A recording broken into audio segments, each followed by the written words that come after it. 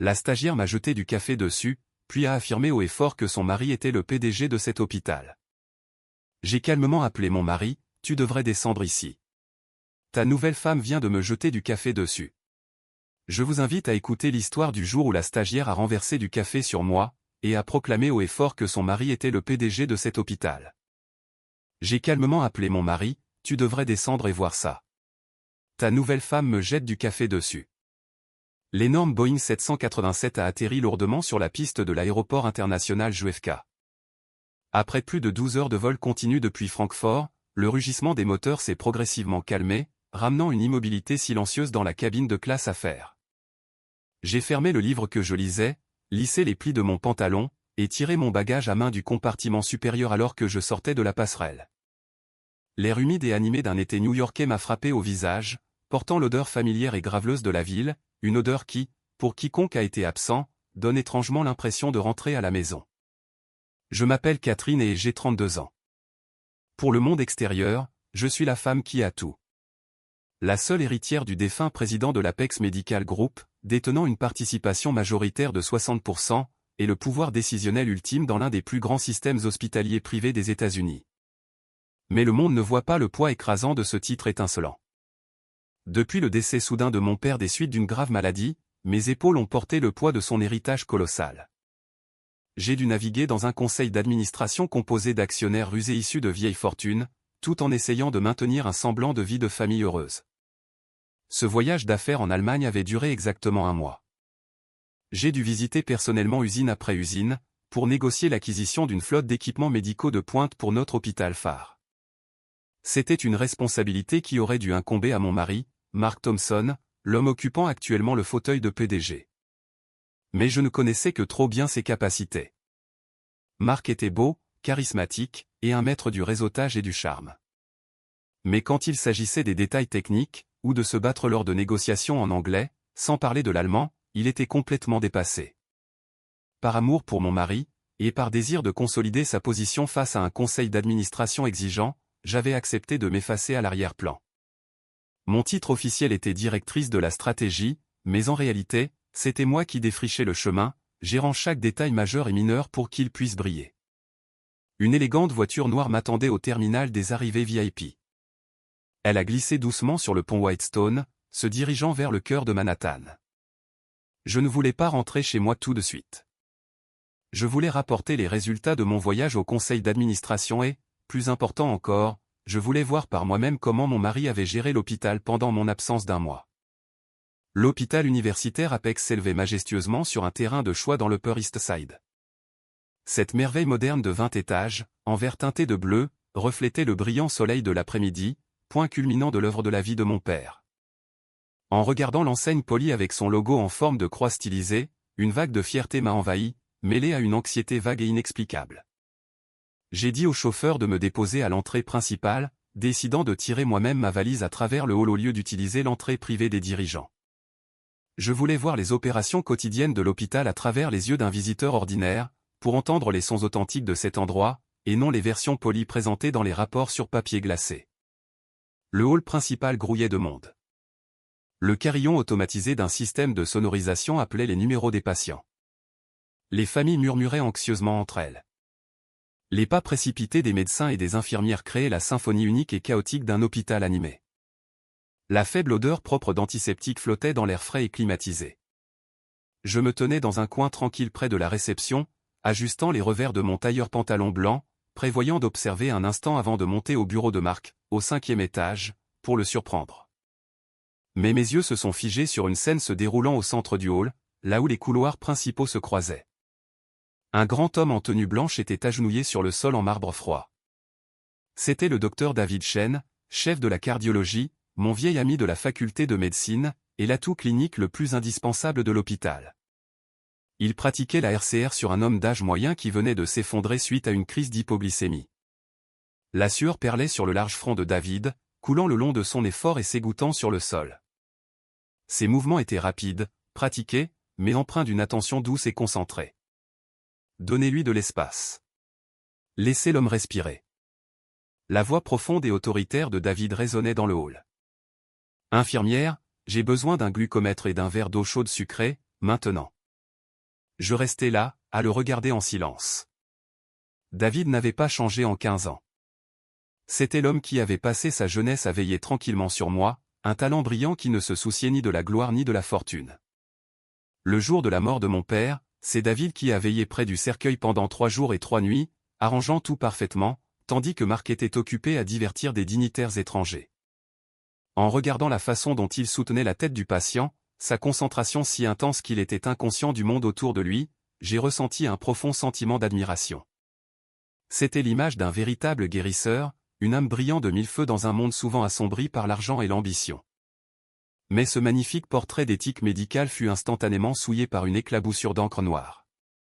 À quelques mètres seulement de l'endroit où David sauvait une vie, près des portes tournantes en mouvement constant, une très jeune femme se tenait les mains sur les hanches, sa voix perçante déchirant l'atmosphère solennelle de l'hôpital. « Et, qu'est-ce qui ne va pas chez vous ? Je vous ai dit de garer ma Mercedes à l'ombre. Pourquoi est-elle assise là-bas au soleil ? Avez-vous une idée de la chaleur que prennent les sièges en cuir noir ? Vous allez gâcher mon sac à main de créateur. » C'était une fille d'environ 22 ans. Son visage était couvert d'un maquillage épais. Ses lèvres étaient peintes d'une nuance de rouge criarde. Elle portait une robe moulante rose vif, si courte et serrée qu'elle était grossièrement inappropriée pour un cadre médical, révélant une étendue de peau qui était plus choquante qu'attrayante. Épinglé à sa poitrine se trouvait un badge bleu de stagiaire qui indiquait « Tiffany Henry ».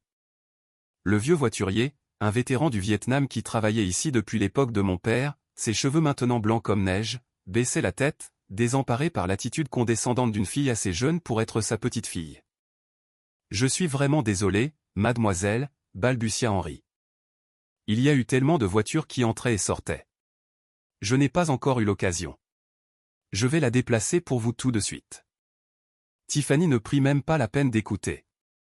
Elle tapa du pied sur le sol en marbre. Eh bien, dépêchez-vous. Vous bougez comme une tortue.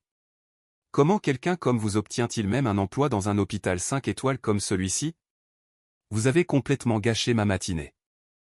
Ayant fini de réprimander le vieil homme, Tiffany sortit immédiatement le dernier iPhone de son sac à main de créateur, passa à la caméra frontale, et toute son attitude changea en un éclair. Sa moue se transforma en un sourire éclatant et écœurant de douceur alors qu'elle commençait à bavarder devant l'écran. « Salut tout le monde. Bonjour à tous mes incroyables abonnés. Votre fille Tiff a eu un petit drame avec un personnel incompétent ce matin, mais peu importe. Pour le plus grand bien de la santé publique, je dois rester positive et mignonne. Montrez-moi un peu d'amour, les gars. Tapez sur ce cœur et partagez mon live. » J'ai jeté un coup d'œil à ma montre. Il était 9h15. Une employée, en retard de plus d'1 heure pour son quart de travail, habillée en violation du code de conduite, se tenait maintenant dans le hall principal, hurlant sur un collègue âgé, et diffusant en direct son drame personnel pendant les heures de travail. Le sang commença à monter à mon visage, une veine palpitant sur ma tempe. Était-ce là le standard professionnel que Marc m'avait juré de maintenir ? Était-ce le visage de la culture que mon père et moi avions travaillé si inlassablement à construire ? Le contraste saisissant entre les deux scènes, David à genoux, sa chemise trempée de sueur alors qu'il sauvait une vie, et cette stagiaire insipide donnant un spectacle ridicule pour les réseaux sociaux, m'a rendu impossible de rester une observatrice silencieuse. J'ai serré la poignée de ma valise, pris une profonde inspiration pour retrouver le calme d'un leader, et fait des pas décisifs vers l'entrée. Je me suis dirigé vers Henry, et j'ai doucement posé une main sur son épaule pour le rassurer. Il a tressailli, puis a levé les yeux, ses yeux usés par l'âge s'écarquillant en me reconnaissant. Il était sur le point de me saluer en tant que présidente, mais j'ai rapidement mis un doigt sur mes lèvres, lui faisant signe de rester silencieux. Je ne voulais pas que mon identité soit révélée tout de suite. Je voulais voir comment ce petit drame allait se jouer. Je me suis tourné vers la fille, Tiffany, qui était toujours absorbée à faire la moue et à prendre la pause pour son téléphone. « Excusez-moi, dis-je, d'une voix calme, mais ferme et autoritaire. C'est un hôpital, un lieu de guérison, pas un défilé de mode ou un marché pour que vous criez sur vos aînés. De plus, la journée de travail commence à 8 heures. Il est maintenant 9 heures passées. Vous êtes en retard et vous causez un trouble à l'ordre public. » Interrompue dans sa rêverie narcissique de cœurs virtuels et de compliments, Tiffany parut visiblement agacée. Elle baissa son téléphone, ses yeux se plissant alors qu'elle me scrutait de la tête aux pieds avec un air dédaigneux. Je portais un tailleur pantalon blanc simple et élégant, avec peu de bijoux. Après un vol de 12 heures, mon visage était fatigué et pâle, avec peu de maquillage. Aux yeux de cette jeune femme tapa à accent grave l'œil, je n'étais probablement qu'une parente de patient démodé, ou une carène d'âge moyen coincée.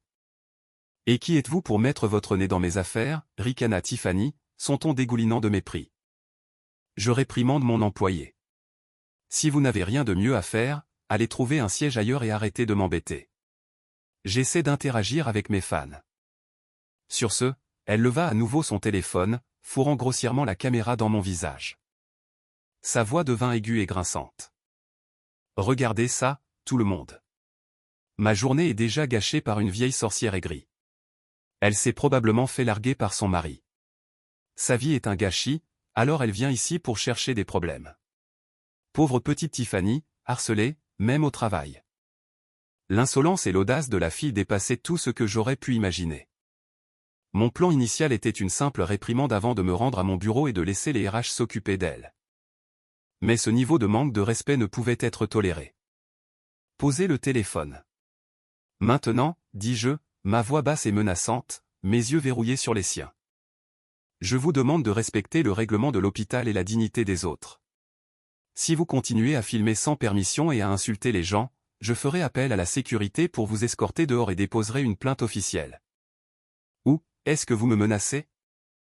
Les yeux de Tiffany s'écarquillèrent, son visage lourdement maquillé se tordant en un rictus. Soudain, elle fit quelque chose que je n'aurais jamais anticipé. Tenant un grand café glacé à moitié fini, elle fit semblant de se tourner maladroitement, mais en réalité, elle m'a délibérément percuté. La tasse entière de liquide froid et sombre a trempé mon tailleur pantalon blanc immaculé. Le café s'est répandu rapidement, traversant le tissu et s'égouttant sur le sol, formant une flaque sombre à mes pieds. La sensation collante et glaciale m'a fait frissonner. La forte odeur de café a rempli mes narines. Ce costume avait été un cadeau de mon père pour son dernier anniversaire. Maintenant, il était taché par cet acte mesquin et calculé. Avant même que je puisse réagir, Tiffany éclata en un gémissement théâtral. Ses faux sanglots résonnaient dans le hall, noyant le système de sonorisation et attirant l'attention de tout le monde autour. « Oh mon Dieu, qu'est-ce que vous avez fait? Vous ne pouvez pas regarder où vous allez? Vous m'avez poussé. Vous avez gâché ma belle robe. » Elle sanglotait hystériquement tout en jetant simultanément un coup d'œil au direct de son téléphone, sa performance digne d'un Oscar. Des larmes de crocodile coulaient sur ses joues. « Tout le monde, vous êtes tous mes témoins. Cette femme, une parente de patient folle, vient d'agresser une travailleuse de la santé. C'est moi. Mon bébé m'a offert cette robe. Elle est faite sur mesure. Elle coûte genre $2000. Elle est ruinée. Comment vais-je faire partir cette tâche? » Un murmure parcourut la foule. Les gens qui n'avaient pas vu ce qui s'était passé me regardaient avec des expressions de désapprobation et de pitié. Certains sortaient même leur propre téléphone pour enregistrer le chaos. Voyant qu'elle avait l'attention du public, Tiffany pressa son avantage. Elle s'approcha de moi, baissant la voix en un murmure venimeux que seul je pouvais entendre. « Tu ferais mieux de t'excuser tout de suite et de payer pour cette robe. Sais-tu qui est mon mari? Mon mari est Mark Thompson, le PDG de tout cet hôpital. Il a le pouvoir d'embaucher et de licencier n'importe qui ici. Tu te frottes à moi, et tu te retrouveras, toi et toute ta famille, sur liste noire. Aucun médecin de cette ville ne te soignera plus jamais. » Entendre le nom de Mark sortir de la bouche de cette fille effrontée et vulgaire fut comme un couteau tordu dans mes entrailles. Mon mari, le PDG Mark Thompson, l'homme en qui j'avais une confiance implicite, l'homme pour qui j'avais sacrifié ma propre carrière. Depuis quand avait-il une jeune maîtresse arrogante affichant son pouvoir ici même, dans ce lieu de travail sacré? J'ai regardé la tache de café s'étendre sur mon costume, puis le visage triomphant de Tiffany. Au lieu d'exploser de rage, j'ai soudain ressenti une envie de rire. Un rire amer et creux. J'ai calmement pris un mouchoir de mon sac, essuyé le liquide collant de ma main, puis levé la tête, mon regard aussi tranchant qu'un scalpel. « Vous avez dit que votre mari est le PDG Mark Thompson? » « C'est exact. Tu as peur maintenant, n'est-ce pas? » Tiffany sourit. « Mets-toi à genoux et cire mes chaussures, et peut-être que je lui demanderai de pardonner ta petite crise. » Avant que je puisse répondre, une grande silhouette s'interposa entre nous, formant un mur solide. Ce dos large et familier appartenait à David. Il venait de finir avec le patient urgent, et la faible odeur d'antiseptique s'accrochait encore à sa tenue. Il se tenait là, une montagne d'autorité tranquille. Il n'avait pas besoin de crier. La présence calme et digne d'un médecin chevronné et chef de service suffisait à calmer la foule bruyante. Même les badauds baissèrent silencieusement leur téléphone. Il jeta un coup d'œil à la tache de café sur mon costume blanc, une lueur de douleur et de colère réprimée dans ses yeux. Puis il se tourna vers Tiffany, son regard devenant glacial et assez tranchant pour la faire tressaillir. « Mademoiselle Jones, dit David, sa voix basse et ferme, chaque mot énoncé clairement. Pourquoi causez-vous du désordre dans le hall principal ?» Voyant David, Tiffany fut momentanément désemparée, mais elle reprit rapidement son arrogance, misant sur sa connexion avec le PDG. Après tout, David n'était qu'un chef de service, un employé. Son homme était celui qui commandait. « Docteur Chen, vous avez vu ce qui s'est passé. Cette femme m'a poussé, à renverser du café partout sur la robe de créateur que Marc m'a offerte. Je diffuse en direct pour exposer ces gens impolis et violents au public, pour que tout le monde puisse voir quel genre de déchet vient ici. » David ne jeta même pas un coup d'œil à son téléphone. Il pointa calmement la grande plaque du règlement de l'hôpital accrochée au mur. « Veuillez lire à haute voix pour moi. Règle numéro 1, respectez tous les patients et leurs familles. Règle numéro 3, la tenue doit être professionnelle et respecter le code vestimentaire de l'hôpital. Règle numéro 5, les activités personnelles, commerciales et causant des troubles sont interdites pendant les heures de travail. Maintenant, regardez-vous et dites-moi combien de ces règles vous avez enfreintes. » Tiffany était sans voix, son visage rougissant de colère. Elle bafouilla un instant avant de répliquer, « Je suis un cas spécial, » a dit Marc. « Je pourrais porter ce que je veux pour être créative. Vous n'êtes qu'un médecin embauché. De quel droit avez-vous de me faire la leçon ? Je vais dire à Marc de vous virer tout de suite. » Debout derrière David, j'entendais ces mots et ressentais toute l'ironie amère de la situation. C'était donc ainsi que Marc avait gâté sa maîtresse dans mon dos, lui permettant de se déchaîner comme si elle possédait l'endroit. Une modeste stagiaire osait traiter le chef de la cardiologie de « médecin embauché » et utiliser le PDG comme bouclier pour son propre comportement épouvantable. David laissa échapper un petit rire sans humour, une expression rare sur son visage habituellement sérieux. Un médecin embauché. Vous avez raison. Mais j'ai été embauché pour mes compétences, pour mon intégrité, et pour mes connaissances pour sauver des vies. Et vous ? Que faites-vous ici ? Vous dévalorisez la profession sacrée de la médecine, ternissant la réputation de cet hôpital, tout ça pour quelques likes virtuels et des compliments creux en ligne. Il fit un autre pas vers elle, sa présence imposante la forçant à reculer instinctivement. Vous prétendez être la fiancée du PDG Mark Thompson. Laissez-moi vous dire une vérité. Une femme avec une once d'amour-propre et de classe ne se tiendrait jamais dans un lieu public pour se vanter d'une affaire aussi sordide. Et elle ne se comporterait certainement jamais aussi grossièrement envers un aîné comme Henry. Les mots de David étaient comme des aiguilles perçant l'ego fragile de Tiffany. Son visage brûlait de honte et de rage. L'opinion de la foule commençait à changer. Les murmures visaient maintenant carrément la jeune femme légèrement vêtue. Le médecin a raison. Elle n'a aucune classe. Regardez comment elle est habillée. Une vraie croqueuse de diamants. Cette pauvre dame en costume blanc vient de recevoir du café sur elle sans raison. On voit bien que c'est une personne décente. Se retrouvant isolée, Tiffany eut recours à son dernier tour, jouer la victime. Elle hurla dans son téléphone, les larmes coulant sur son visage. Tout le monde, ils se liguent contre moi. Les médecins ici se protègent les uns les autres et harcèlent les faibles. Je suis toute seule. Marc, bébé, où es-tu ? Viens sauver ta femme. Ils vont me tuer. David se retourna vers moi, son expression s'adoucissant, ses yeux remplis d'années d'inquiétude inexprimée. Catherine, demanda-t-il doucement. Est-ce que tu vas vraiment bien ? Le café t'a brûlé ? Je secouai la tête, réussissant un petit sourire pour le rassurer, bien qu'une tempête fît rage en moi. Je vais bien, David. Merci de m'avoir défendu. Il était sur le point de dire autre chose, probablement pour appeler la sécurité, mais je posai doucement une main sur son bras, l'arrêtant. Ne te salis pas les mains, chuchotai-je. C'est une affaire de famille. Laisse-moi gérer ça. Je veux voir exactement qui mon mari modèle choisit de défendre dans cette situation.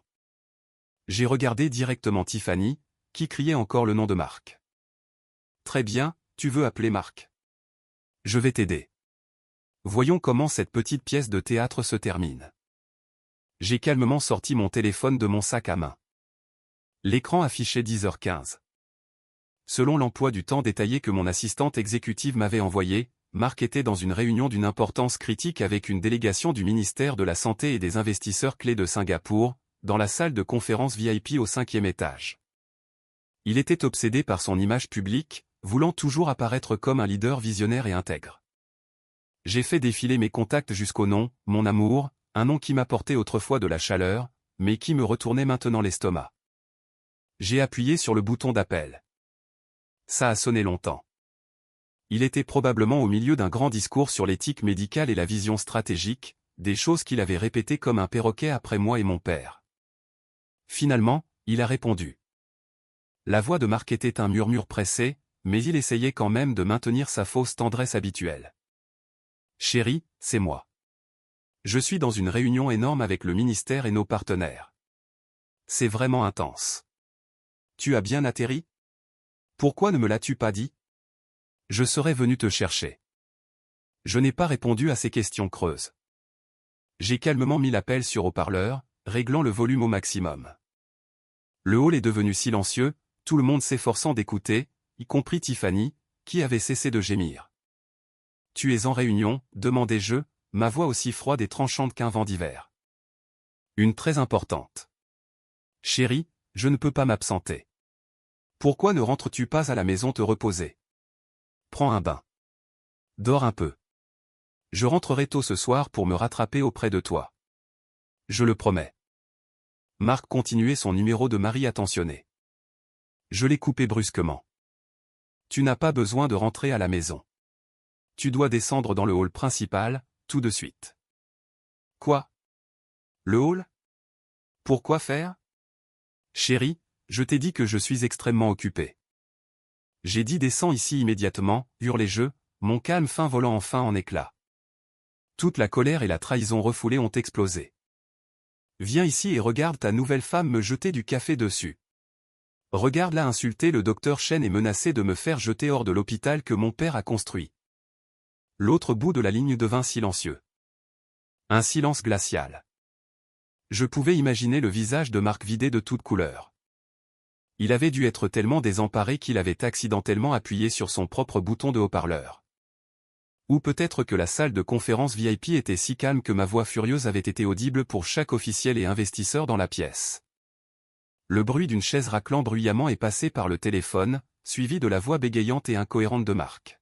« C'est Catherine, de quoi parles-tu? Tu es à l'hôpital? Quelle nouvelle femme? Calme-toi. » Au même moment, Tiffany, debout face à moi, commença à pâlir. Elle reconnaissait la voix au téléphone. C'était définitivement son Marc, l'homme qui lui chuchotait des mots doux chaque nuit. Mais pourquoi cet homme puissant parlait-il à cette vieille femme démodée avec tant de peur et de soumission? Pourquoi l'appelait-il chérie? Tu as 5 minutes, dis-je. Chaque mot, une condamnation à mort. Si tu n'es pas dans ce hall dans 5 minutes, je ferai apporter par mon avocat, Monsieur Vance, tous les papiers nécessaires directement dans ta salle de conférence pour discuter de cette affaire avec toi et tes partenaires. J'ai raccroché, ne lui laissant aucune chance de répondre. Le hall de l'hôpital était étrangement calme. Le seul son était le bourdonnement de la climatisation. Tous les yeux étaient braqués sur moi, la femme au costume taché de café, qui irradiait une autorité inattaquable, l'aura de la véritable personne aux commandes. David se tenait à côté de moi, les bras croisés, un air de sombre satisfaction et de confiance sur le visage. Il savait que le vrai drame ne faisait que commencer. Tiffany tremblait, le téléphone glissant presque de sa prise. Elle me fixait avec une incrédulité totale, ses lèvres rouges tremblotantes. « Qui êtes-vous » Je l'ai regardé et j'ai souri, un sourire à la fois doux et terriblement froid. « Pourquoi as-tu arrêté ton live ? Continue de tourner. Laissons tout le monde voir comment ton mari traite sa femme légitime. » Ces 5 minutes furent les plus longues de la vie de Mark Thompson, et les derniers instants de l'illusion avide de pouvoir de Tiffany. Je me tenais là, le dos droit, attendant la tempête que j'allais déchaîner sur les traîtres. L'atmosphère dans le hall était assez épaisse pour être coupée au couteau. La foule de badauds, des patients aux infirmières, s'est instinctivement écartée, formant un grand cercle au milieu du sol, comme un colisée miniature. En son centre se tenaient moi, David et Tiffany. Tiffany ne s'était toujours pas remise de l'appel téléphonique. Elle avait baissé son téléphone, n'osant plus le pointeur vers moi, bien que son pouce fût toujours secrètement sur le bouton d'enregistrement. Une minuscule lueur d'espoir devait subsister dans son esprit superficiel et calculateur. Elle espérait que j'étais juste une associée d'affaires puissante de Marc, ou au pire, la femme au foyer ennuyeuse dont il se plaignait toujours. Elle croyait encore en sa beauté juvénile et aux doux mensonges que Marc lui chuchotait la nuit. N'osez pas essayer de me faire peur, balbutia Tiffany, essayant de retrouver un peu de courage, bien que sa voix tremblât. Marc m'aime. Il me l'a dit, même si tu es sa femme, ce n'est qu'un titre. Chaque homme se fatigue de sa vieille femme et veut quelque chose de nouveau et d'excitant, et je suis très excitante. Je n'ai pas répondu à sa provocation bon marché.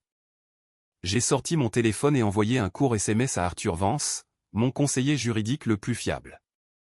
Arthur, apportez le dossier dans le hall principal. Immédiatement. C'est l'heure. Arthur a répondu instantanément. Bien reçu, Madame la Présidente. Je suis dans l'ascenseur. David s'est rapproché de moi, sa carrure solide me protégeant des regards curieux et des caméras de téléphone de la foule. Es-tu sûr de vouloir faire ça ici, Catherine, chuchota-t-il. Cela pourrait nuire à la réputation de l'hôpital. J'ai levé les yeux vers lui, mon regard inébranlable. Une tumeur doit être coupée à la racine, David. Ça fera mal une fois, mais ensuite ça pourra guérir. Si j'essaie de préserver un faux sens des convenances, l'hôpital dans lequel mon père a mis tout son cœur sera détruit par eux. La réputation se construit sur l'intégrité et la transparence, pas sur des mensonges et des dissimulations. David hocha la tête, ses yeux montrant un accord complet. Je comprends. Je suis avec toi, peu importe ce qui arrive. Ces mots simples étaient une petite flamme réchauffant mon cœur gelé. Pendant 15 ans, il avait toujours été là, calme et constant. Pendant ce temps, sur le live de Tiffany, les commentaires fusaient, mais la marée avait complètement tourné. Oh mon Dieu, qui est cette dame? Elle parle comme une patronne. On dirait que la vraie femme vient de débarquer. Cette stagiaire va se faire démolir. Ça va être bon. En attente du PDG. Tiffany jeta un coup d'œil aux commentaires, son visage pâlissant, mais elle essayait encore de discuter avec le vide. Ne la croyez pas, les gars. C'est juste une bonne actrice. Attendez que Marc arrive. Il va la jeter à la rue. Le son d'un ascenseur tintant a coupé l'attention. Les portes de l'ascenseur privé des dirigeants se sont ouvertes. Tous les yeux se sont tournés dans cette direction. Marc a surgi comme une tornade, son costume coûteux échevelé, sa cravate de travers, et le front luisant de sueur. Il respirait lourdement, comme s'il venait de courir un marathon, complètement dépouillé de son attitude polie habituelle. Il a vu la scène chaotique et ses yeux ont parcouru la pièce frénétiquement. Ils se sont posés sur Tiffany, qui se tenait là avec un air de fierté blessée. Il s'est figé une seconde, mais ensuite son regard a rencontré le mien. Je me tenais les bras croisés, le regardant comme s'il était un insecte étrange, et à côté de moi se tenait David, le regardant avec un dédain non dissimulé. Marc savait que son règne était terminé. Voyant Marc, Tiffany s'accrocha à lui comme une personne qui se noie s'accroche à un morceau de bois flotté. Elle se jeta sur lui, abandonnant toute sa fausse fierté, s'agrippant à son bras et pleurnichant. « Chérie, tu es là. Regarde, cette folle et ce loser de David me harcelait. Elle m'a jeté du café dessus et a menacé de me virer, d'appeler la sécurité et de les faire sortir d'ici. » Marc restait figé, son bras rigide dans son étreinte. Il me fixait, ses lèvres bougeant, mais aucun mot ne sortant. La peur était gravée sur son visage. Il savait mieux que quiconque que la femme devant lui n'était pas seulement son épouse. Elle était la présidente, celle qui tenait son destin, son titre de PDG, et toute la richesse dont il jouissait dans la paume de sa main. Marc, suggérai-je, mes lèvres s'arquant en un sourire qui le fit frissonner. Quel est le problème, PDG Thompson? Votre bien-aimé pleure justice. N'allez-vous rien faire?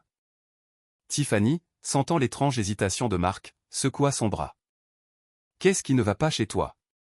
Dis quelque chose. » Tout le monde regarde. « Tu dois leur montrer qui commande. » Marc se tourna pour regarder Tiffany. Le regard dans ses yeux n'était plus l'adoration d'un amant, mais une haine pure et absolue. Il réalisa que cette fille stupide et arrogante venait d'allumer la mèche de la bombe qui allait anéantir sa carrière. Et puis c'est arrivé. Clac. Un bruit sec et explosif a résonné dans le hall. Marc a balancé son bras et a délivré une gifle vicieuse en travers du visage de Tiffany. La force du coup l'a envoyé tituber en arrière, trébucher et tomber durement sur le sol en marbre. Le téléphone a volé de sa main, glissant sur le carrelage, son live toujours en cours. Tiffany se tenait la joue où l'empreinte rouge de 5 doigts se formait déjà. Elle leva les yeux vers Marc, les yeux écarquillés d'incrédulité. Elle ne pouvait pas comprendre ce qui se passait. L'homme qui, pas plus tard qu'hier soir, lui avait juré son amour éternel et promis de lui acheter une maison et une voiture, la frappait maintenant devant des centaines de personnes. « Ferme ta gueule » hurla Marc, sa voix se brisant de peur et de rage. « De quoi parles-tu, à te faire passer pour ma femme? Je ne te connais pas. Tu es folle. Arrête de répandre ces mensonges. » Le hall entier haleta. Le retournement de situation était choquant, brutal, et totalement pathétique. Marc se retourna vers moi, son attitude agressive disparaissant instantanément, remplacée par une expression rampante et désespérée. Il joignit les mains, sa voix tremblante. « Catherine, chérie, s'il te plaît, laisse-moi expliquer. Je n'ai honnêtement aucune idée de qui elle est. Ce doit être une fan obsédée ou une personne délirante essayant d'attirer l'attention. S'il te plaît, tu dois me croire. Tu es ma seule femme. » J'ai regardé sa performance pathétique avec une vague montante de nausée. Un homme qui refusait d'assumer la responsabilité de ses actes, qui jetterait sa maîtresse sous un bus sans une seconde pensée pour se sauver lui-même. Sur le sol, après un moment de choc, Tiffany craqua. La douleur physique n'était rien comparée à l'humiliation publique. Elle réalisa qu'elle avait été trahie, jetée comme un jouet usagé. Sa nature agressive prit le dessus. Elle hurla, jetant toute prudence au vent. « Mark Thompson, tu oses me frapper? Tu ne me connais pas? Alors qui était dans mon lit au Mandarin Oriental la nuit dernière? Qui a signé les papiers pour le condo à Hudson Yard à mon nom?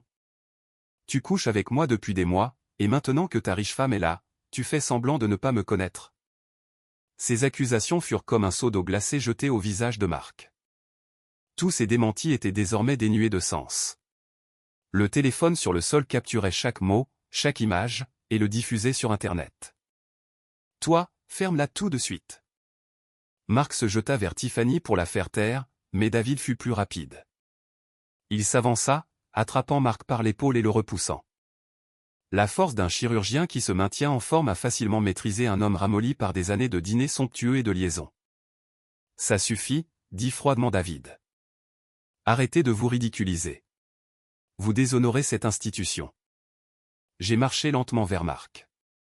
Le claquement de mes talons sur le sol en marbre résonnait comme le marteau d'un juge. Je l'ai regardé droit dans les yeux, toute trace d'affection disparue. « Tu as dit que tu ne la connaissais pas ?» demandai-je, ma voix terriblement calme.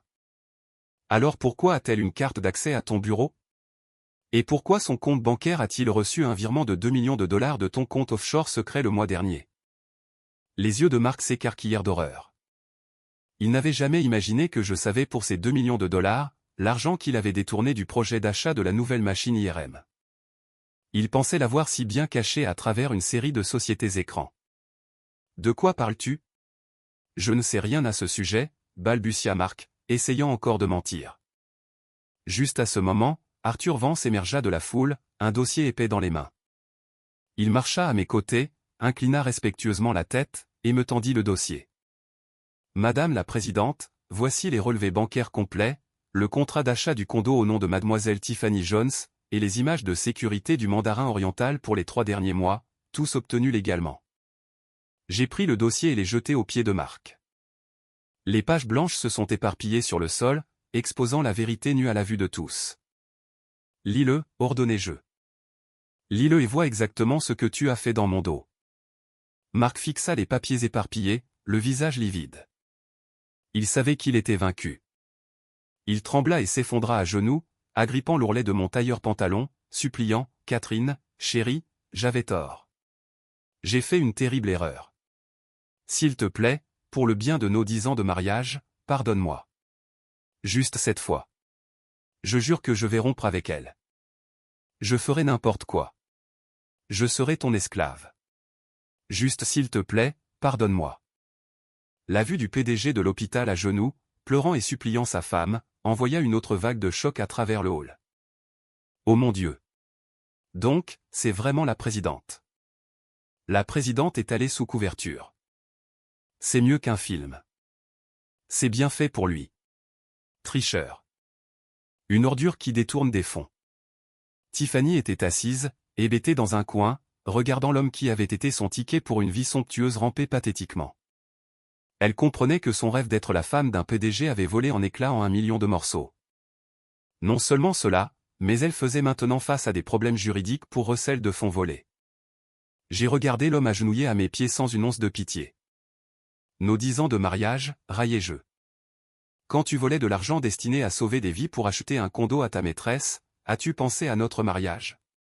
Quand tu l'as laissé m'insulter, moi et mes employés, as-tu pensé à notre mariage? J'ai retiré ma jambe de son étreinte et me suis tourné pour faire face à la foule d'employés. D'une voix forte et claire, j'ai fait ma déclaration. Je suis Catherine Hay, présidente du conseil d'administration de l'Apex Medical Group. J'annonce qu'avec effet immédiat, M. Mark Thompson est officiellement licencié de son poste de PDG pour violations éthiques graves et suspicion de détournement de fonds. Toutes les décisions prises par lui à partir de ce moment sont nulles et non avenues. Mon annonce a été comme un coup de massue, brisant les derniers vestiges de la dignité de Mark Thompson. Le hall a éclaté en un chœur de murmures qui s'est rapidement transformé en discussion ouverte. J'ai vu des regards de triomphe dans les yeux des infirmières et du personnel que Mark avait harcelé. J'ai vu le soulagement sur les visages des médecins honnêtes. Cependant, Mark n'était pas prêt à se rendre. Les instincts de survie d'un rat acculé se sont manifestés. Il a levé son visage baigné de larmes, mais ses yeux contenaient une lueur familière et rusée. Il a lutté pour se remettre debout, essayant d'épousseter la poussière de ses genoux et de récupérer un peu de son ancienne autorité. « Catherine, tu ne peux pas me faire ça », hurla Mark, sa voix imprégnée d'un faux sentiment de victimisation. « Tu ne peux pas simplement utiliser des relevés bancaires non vérifiés pour m'accuser de détournement de fonds. Ces 2 millions de dollars étaient un investissement pour le projet de la nouvelle aile de l'hôpital. La paperasse n'a juste pas encore été finalisée. Tu comprends tout de travers. » Il se tourna vers la foule, levant les mains comme s'il prêtait serment. « Tout le monde, écoutez-moi. Je suis le PDG Mark Thompson. J'ai consacré les 5 dernières années de ma vie à cet hôpital. Je ne ferai jamais rien pour lui nuire. C'est un complot, un coup monté flagrant. » J'ai regardé sa performance maladroite en silence. Un investissement dans une nouvelle aile. Une excuse pathétique qu'il avait concoctée sur le champ. Pensait-il vraiment pouvoir me tromper, moi et la loi, en blâmant la paperasse? Je n'avais pas besoin de dire un mot. Quelqu'un d'autre s'est avancé de la foule, armé d'une vérité plus tranchante que n'importe quelle accusation.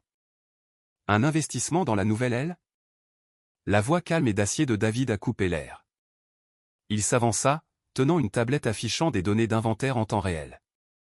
Il se tenait face à Mark, une tête plus grande, sa présence complètement écrasante.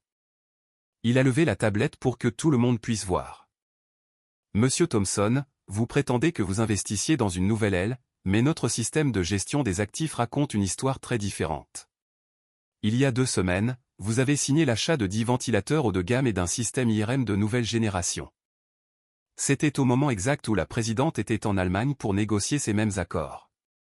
La valeur totale du contrat était de 2 millions de dollars. Comment expliquez-vous cela? » Mark bafouilla, la sueur coulant sur son visage. L'envoi est en route. Il y a des complications avec les douanes.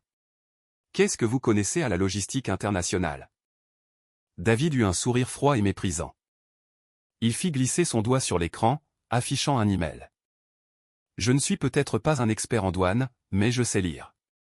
Ceci est un email de confirmation de notre fournisseur allemand, qu'ils m'ont envoyé ce matin. Il confirme n'avoir jamais reçu aucun paiement d'Apex pour cette commande. Et bien sûr, aucun équipement n'a quitté leur entrepôt. Un autre halètement collectif traversa le hall. Les preuves de David étaient irréfutables. Il continua, ces mots comme les incisions précises d'un chirurgien, dépouillant les mensonges de Marc. Vous prétendez que l'équipement était en route, pourtant, notre entrepôt est vide. Vous avez utilisé l'excuse d'avoir besoin d'un acompte urgent pour sécuriser la commande, détourné les fonds et les avez transférés à une société écran. Tandis que mademoiselle Jones ici présente a soudainement pu acheter un condo de luxe pour ce montant exact. Pensiez-vous vraiment que la présidente ne le découvrirait pas? Marc était sans voix, trébuchant en arrière, son corps tremblant. Il n'avait jamais imaginé que David serait si bien informé. Il avait toujours vu David comme un intello livresque, obsédé par la médecine et la chirurgie, pas comme quelqu'un qui traquerait ses méfaits financiers. J'ai regardé David avec un nouveau niveau d'admiration.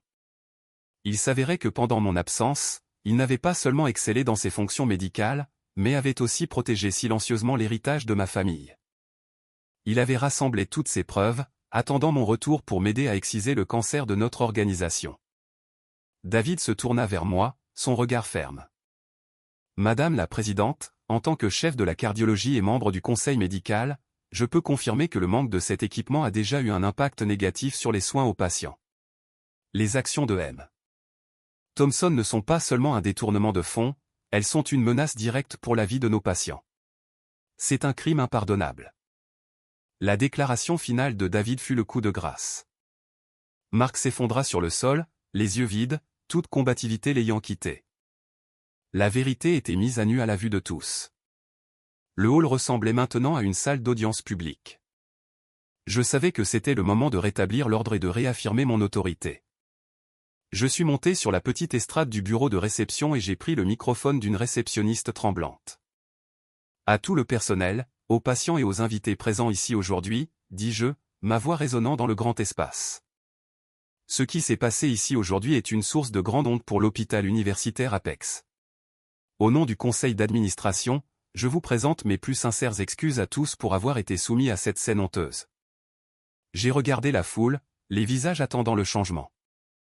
Cependant, nous ne pouvons pas laisser les actions d'une seule pomme pourrie discréditer les efforts inlassables des centaines de professionnels médicaux dévoués qui sauvent des vies ici chaque jour.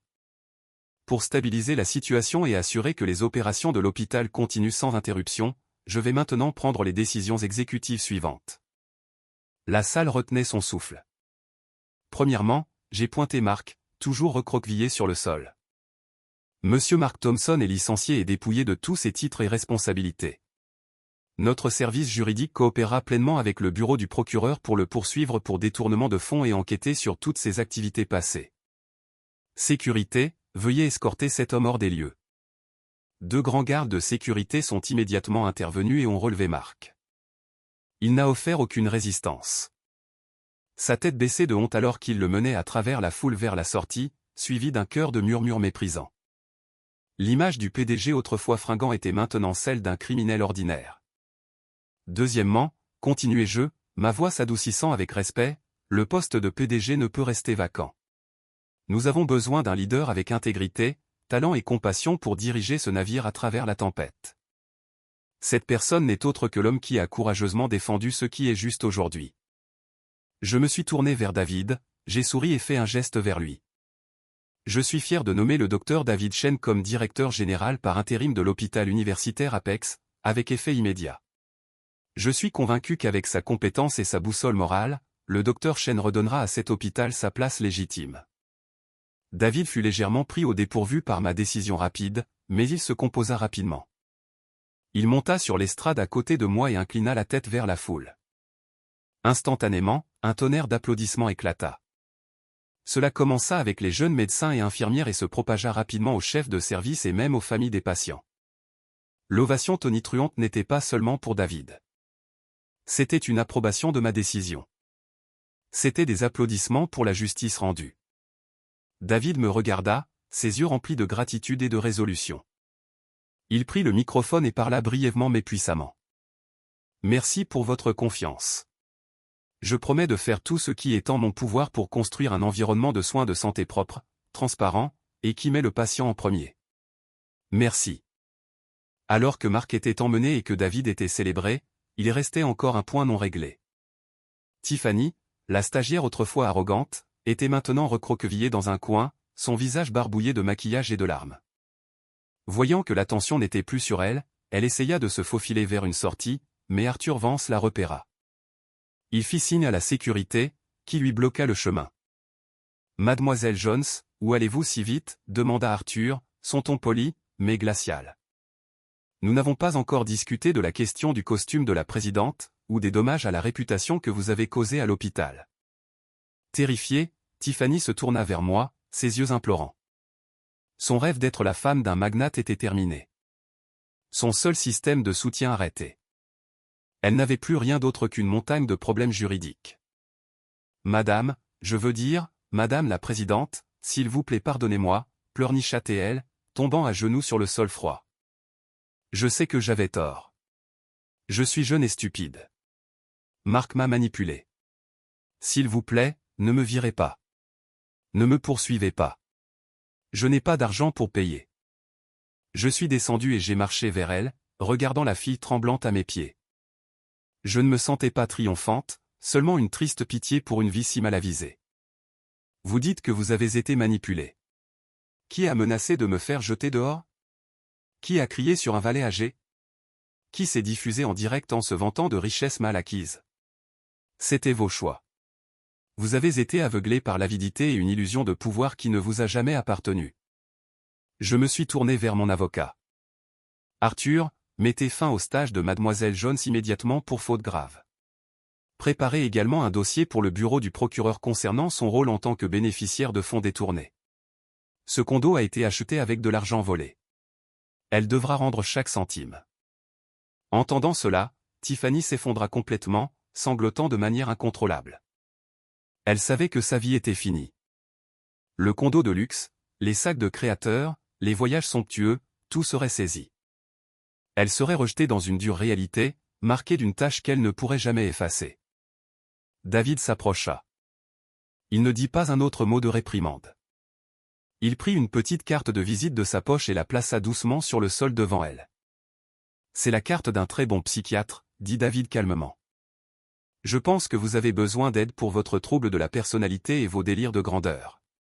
J'espère qu'après avoir payé le prix de vos erreurs, vous apprendrez à être un être humain décent avant d'essayer d'être célèbre. » L'acte de David, bien que doux, était la punition la plus profonde. Il dépouillait son dernier lambeau de fierté, soulignant qu'elle n'était pas seulement une criminelle, mais une personne avec une âme malade. 2 gardes de sécurité vinrent et relevèrent Tiffany, l'escortant dehors. Ses cris s'estompèrent derrière les portes en verre. Le hall reprit son rythme normal, mais l'air semblait plus propre. La foule se dispersa. Médecins et infirmières retournèrent à leurs devoirs. Le système de sonorisation automatisé sonna comme si de rien n'était. Je m'appuyai contre le bureau de réception, sentant une vague d'épuisement m'envahir. La montée d'adrénaline était passée, laissant derrière elle une fatigue profonde et osseuse. J'avais enduré un long vol, un choc émotionnel dévastateur, et une confrontation tendue. J'avais gagné, mais mon cœur se sentait vide. Que valait cette victoire quand le mari que j'avais autrefois aimé se révélait être un tel monstre? La famille que je m'étais battu pour protéger était maintenant officiellement brisée. David s'approcha de moi avec une bouteille d'eau déjà ouverte. Il ne dit rien, me la tendit simplement et se tint de manière à protéger mon visage du soleil intense qui passait à travers les fenêtres.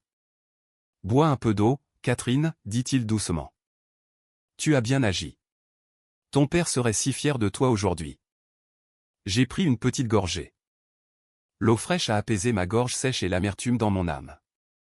J'ai levé les yeux vers lui, mes yeux piquants. « David, je suis si fatigué. Je pensais être forte, mais ça fait plus mal que je ne l'imaginais. » Il me regarda avec une profonde compassion, plaçant une main douce sur mon épaule. C'était un contact réconfortant et stabilisant. « Bien sûr que ça fait mal. Tu es humaine, pas faite d'acier, » apaisa-t-il. « Mais tu as été assez courageuse pour y faire face et couper le cancer. Maintenant, il est temps de guérir. Je m'occupe des choses ici. Rentre chez toi et repose-toi. » J'ai hoché la tête faiblement. J'avais besoin de rentrer chez moi, mais pas pour me reposer. Il était temps de préparer la prochaine bataille, le divorce. Arthur Vance s'approcha, tenant toujours le dossier. Il comprit immédiatement. Madame la Présidente, j'ai déjà rédigé la demande de divorce. Avec ces preuves d'infidélité et de détournement de fonds, le tribunal l'accordera rapidement. Voulez-vous signer? J'ai pris une profonde inspiration, rassemblant ma résolution. Donnez-moi le stylo. J'ai signé mon nom d'un trait ferme et inébranlable. Cette signature mettait fin à 10 ans de ma vie, mettait fin à l'illusion d'une famille heureuse, et ouvrait un nouveau chapitre. Arthur, commencez les procédures immédiatement. Gelez tous nos actifs conjoints. Je ne veux pas qu'il puisse toucher un autre centime. Je veux qu'il parte avec rien d'autre que les vêtements qu'il a sur le dos. Oui, Madame la Présidente, dit Arthur, prenant la demande signée avec un regard de profond respect.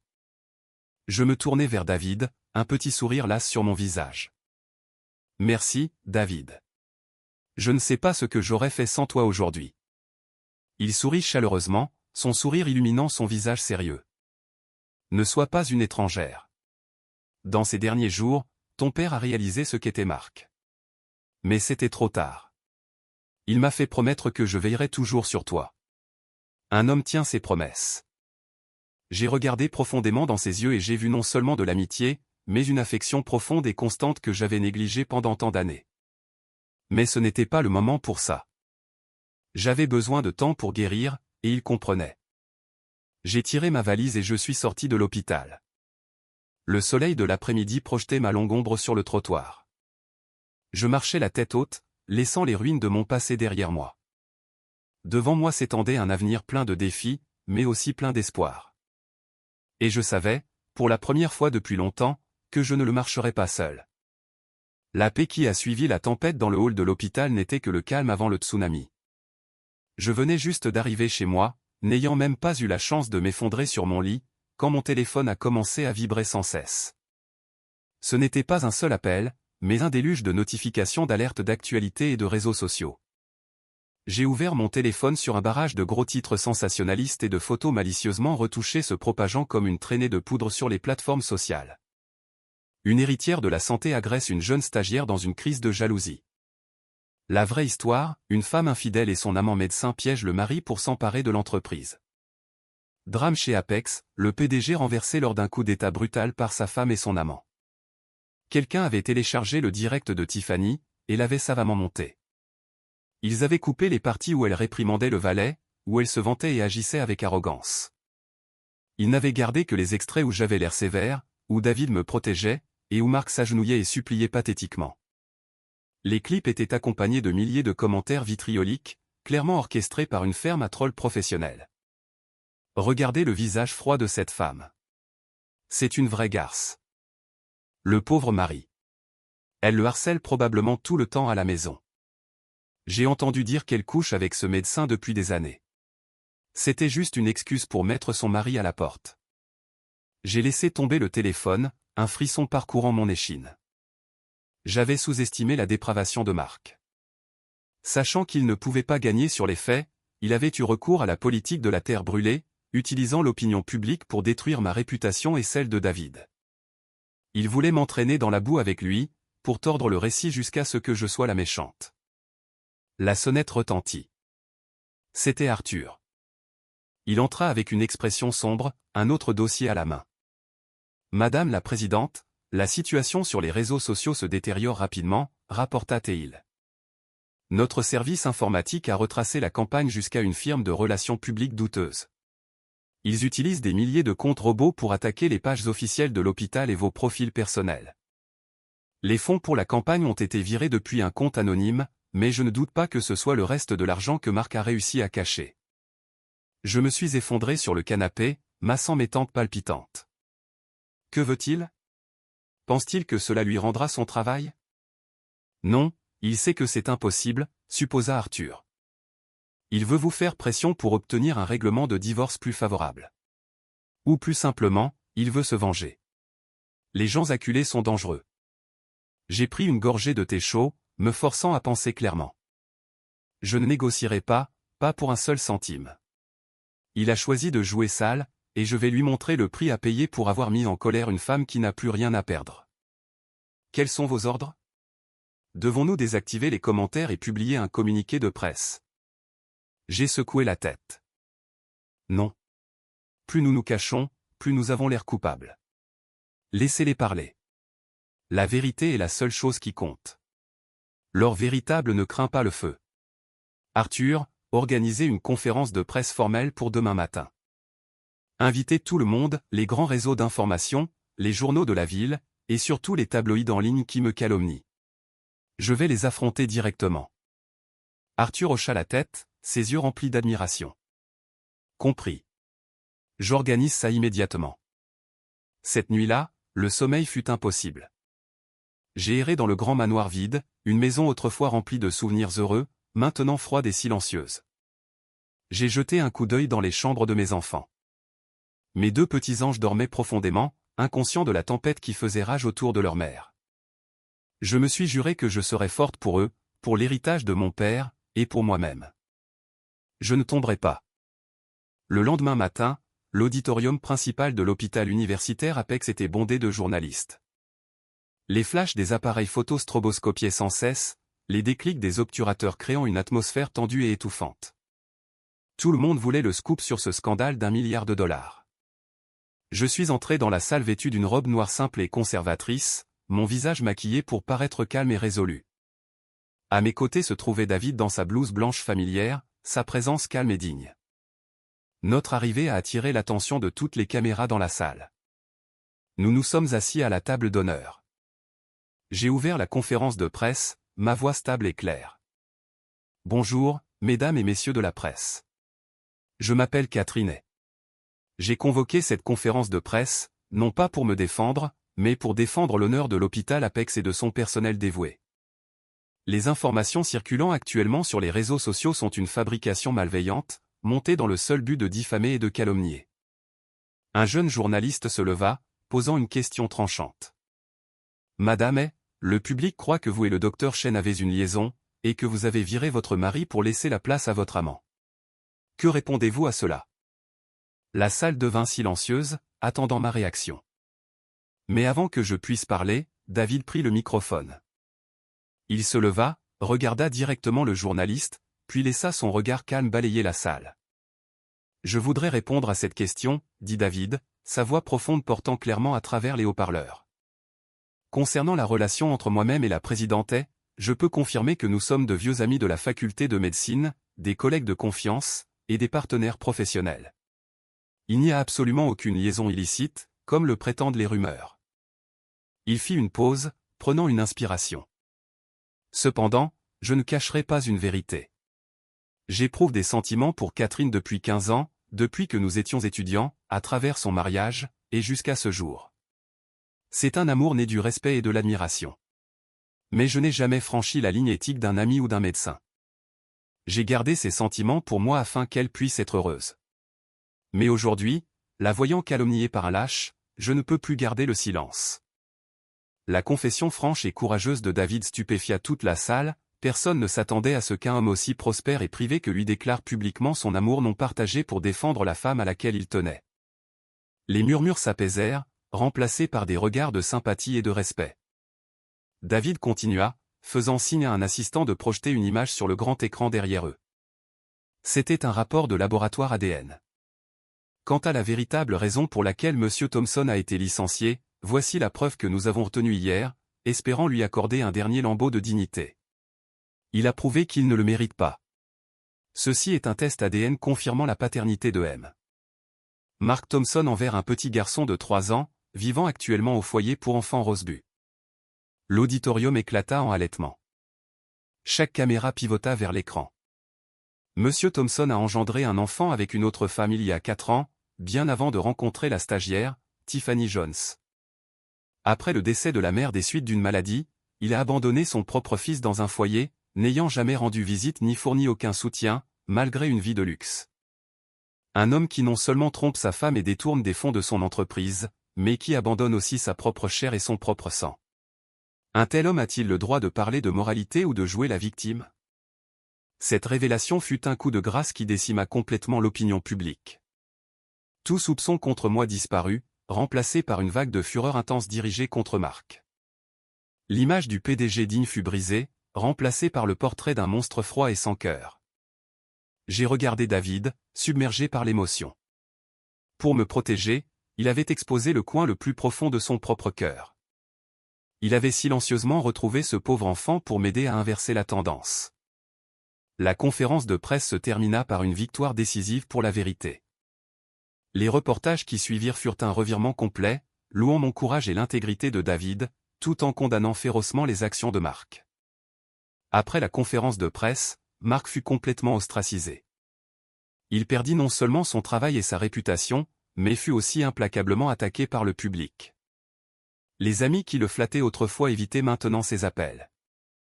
L'argent qu'il avait réussi à cacher fut rapidement épuisé par les honoraires de la firme de relations publiques et ses propres habitudes de dépenses somptuaires. Désespéré et fauché, Mark se souvint des cadeaux coûteux qu'il avait prodigués à Tiffany, le condo de luxe, la voiture, les bijoux de créateur. Il décida que c'était sa propriété et qu'il avait le droit de les reprendre pour payer ses dettes et engager un avocat. Il se présenta au condo de Tiffany, celui sur lequel mes avocats avaient mis un privilège, mais n'avaient pas encore saisi, ivre et furieux, martelant la porte. Lorsque Tiffany ouvrit, son expression n'était pas celle du désir, mais du mépris pur. Elle aussi faisait face à la ruine, licenciée, fauchée et publiquement humiliée. « Qu'est-ce que tu fais ici » ricana-t-elle. « Tu viens pour me parasiter ? Je suis sur le point de me retrouver à la rue moi-même. Rends-moi les clés de la voiture et tous les bijoux que je t'ai donnés, hurla Mark, entrant en trombe dans l'appartement. C'était mon argent. Tu dois me le rendre. Ton argent ? Tiffany rit d'un air moqueur. C'était l'argent que tu as volé à l'hôpital. C'est une preuve maintenant. Pensais-tu que j'étais assez stupide pour le garder et aller en prison avec toi ? J'ai tout vendu pour payer mes amendes et mes frais juridiques. Entendant cela, Mark craqua. Il se jeta sur Tiffany, mais cette fois, elle riposta. Elle lui griffa le visage, lui mordit le bras, se battant comme un animal acculé. Espèce de loser pathétique. Si tu oses encore me frapper, je te tue, hurla-t-elle. Une bagarre vicieuse s'ensuivit. Le bruit des meubles brisés et des cris remplit le couloir, et les voisins appelèrent la police. Lorsque la police de New York arriva, ils trouvèrent une scène pathétique, Mark et Tiffany, les vêtements déchirés, les visages meurtris, luttant sur un sol jonché de verres brisés. Ils furent tous deux arrêtés pour trouble à l'ordre public et agression. Le lendemain, des photos de Mark menotté, le visage enflé, assis à côté d'une Tiffany échevelée, sont apparues en ligne avec le titre « Fin amère, le PDG déchu et sa maîtresse se battent pour une fortune volée ». En lisant les nouvelles, je ne ressentis aucune satisfaction, seulement une triste pitié pour ces vies ruinées par leur propre avidité. Un mois plus tard, la procédure de divorce commença. Mark s'assit face à moi au tribunal avec un avocat commis d'office. Il paraissait avoir vieilli de 10 ans, ses cheveux striés de gris. Le juge examina la montagne de preuves contre lui. Il plaida coupable pour tout. Il savait que c'était sans espoir. Lorsque le juge m'a accordé la garde exclusive de nos enfants, il s'est finalement effondré et a sangloté, peut-être le dernier lambeau de son humanité faisant surface. Alors qu'on l'emmenait pour faire face à son procès criminel, il passa près de moi et chuchota « Je suis désolé, Catherine. » Je n'ai pas répondu. Des excuses maintenant n'avaient aucun sens. Je me suis tourné et j'ai marché vers les portes ensoleillées du palais de justice. David m'attendait dehors, un sourire chaleureux sur le visage. Le ciel de New York était d'un bleu éclatant et clair, annonçant un nouveau départ. Par la suite, j'ai consacré toute mon énergie à la reconstruction d'Apex. Avec David à mes côtés en tant que PDG, nous avons purgé la corruption que Mark avait laissée derrière lui, et revitalisé la mission de l'hôpital. Apex s'est non seulement rétabli, mais a prospéré, devenant un phare d'excellence médicale et d'intégrité. Mark a été condamné à 20 ans de prison fédérale pour détournement de fonds. Tiffany, aux dernières nouvelles, a fini par travailler dans une supérette délabrée d'une petite ville du Midwest, ses rêves de gloire et de fortune réduits au bip silencieux d'une caisse enregistreuse. Un an après ce jour fatidique, par une fraîche soirée d'automne, David m'emmena dîner dans un restaurant tranquille surplombant le fleuve Hudson. Après le repas, il fit glisser une petite boîte élégamment emballée sur la table. À l'intérieur ne se trouvait pas une bague en diamant, mais un superbe modèle en cristal finement détaillé d'un cœur humain. « Catherine » commença-t-il, sa voix remplie d'une émotion qui couvrait 16 années. « Je suis cardiologue. J'ai passé ma vie à étudier le cœur, mais le seul cœur que je n'ai jamais complètement compris est le tien. Ce cœur en cristal représente mes sentiments pour toi, transparents, inconditionnels et constants. Je sais que tu as été blessé, et que ton cœur a besoin de temps pour guérir. Me laisserais-tu être ton médecin personnel et prendre soin de ce cœur pour le reste de ta vie? Des larmes de bonheur coulaient sur mon visage. J'ai regardé le cœur en cristal, puis l'homme devant moi, le garçon de la fac de médecine, le brillant médecin, l'homme qui avait été mon ancre dans la tempête. Oui, docteur Chen, chuchotai-je, souriant à travers mes larmes. Je le veux, mais tu dois me promettre que ce plan de traitement durera toute une vie. 5 ans plus tard, nous nous tenions côte à côte pour couper le ruban de la nouvelle aile ultramoderne, Catherine, de l'hôpital universitaire Apex.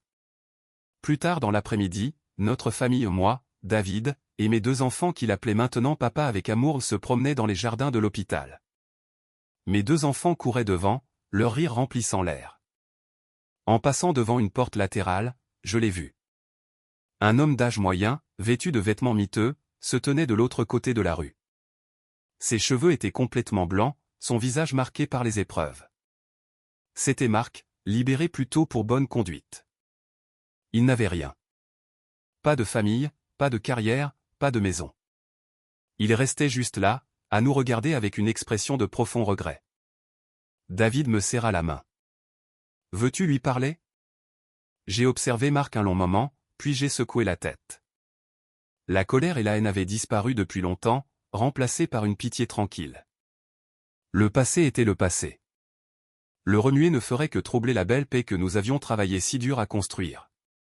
Non, dis-je, me tournant vers ma famille avec un sourire. Rentrons à la maison. Les enfants ont faim. J'ai pris la main de David et, sans regarder en arrière, nous avons marché vers le chaud soleil couchant. J'ai compris alors que la meilleure vengeance n'est pas d'écraser ses ennemis, mais de construire une vie si pleine de bonheur et de lumière que leurs ténèbres ne peuvent plus vous toucher. Et moi, Catherine, j'avais fait exactement cela.